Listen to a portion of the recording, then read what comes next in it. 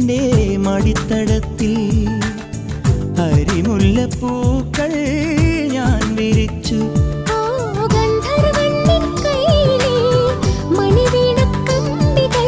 മന്ത്രിക്കും നിൻ പാട്ടിലെ മധുരാഗത്തുള്ളികൾ എനിക്കുള്ളതല്ലേ കാനനക്കുയിലിന് കാതിലിടാനൊരു കാൺപവൻ പൊന്നു തരാ.